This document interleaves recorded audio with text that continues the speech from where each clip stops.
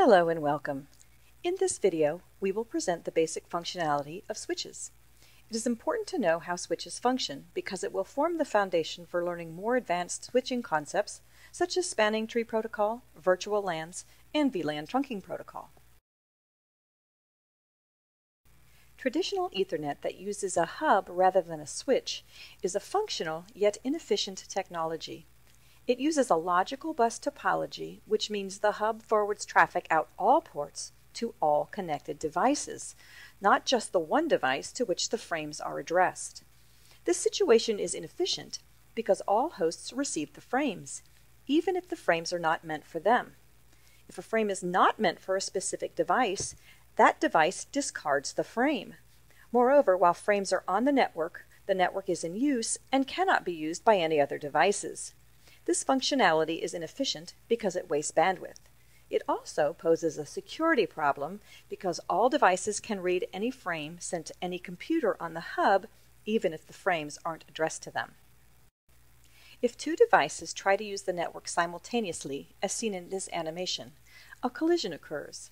When a collision occurs, messages become garbled or unreadable, and the network must reset itself before data delivery can again be attempted. The area of the network where a host can receive a garbled message resulting from a collision is called a collision domain. With the introduction of switches, the LAN became more intelligent.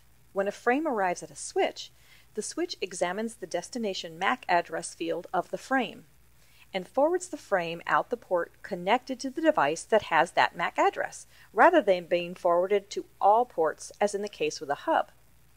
The MAC address table lists the MAC address of the device that is connected to every port on the switch. For example, H1 sends a frame to H8. When the switch receives that frame, it looks at its destination MAC address field and finds that the destination host has a MAC address of 260.8c01.7777. The switch consults its MAC address table and finds that the port that is connected to the device with that MAC address is port FA08. The frame is then forwarded out that port and reaches its intended destination.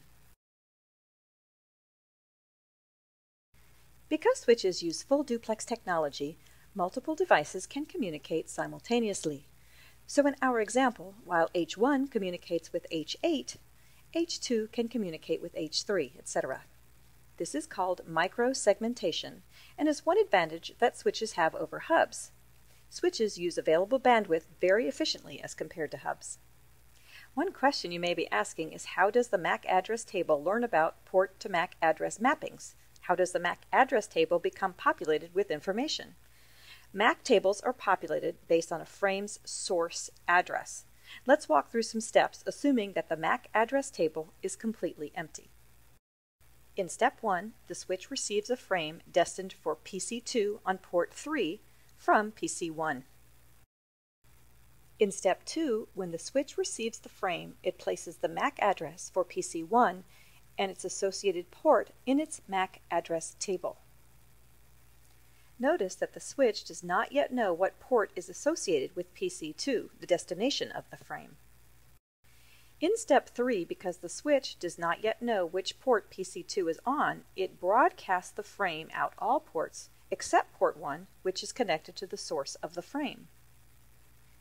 In steps 4 and 5, when the destination PC2 replies back to PC1, the switch populates the MAC address for PC2 and the port to which it is connected into the MAC address table.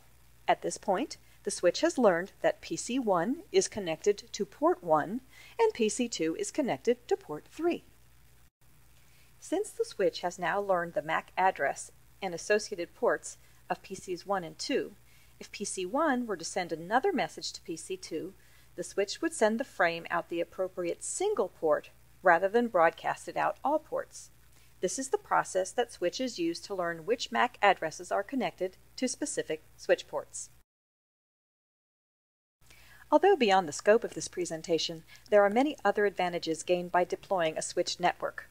However, the bandwidth that is conserved through micro-segmentation, which again is the ability of a switch to coordinate multiple point-to-point LAN links simultaneously, is by far the main advantage of a switched network.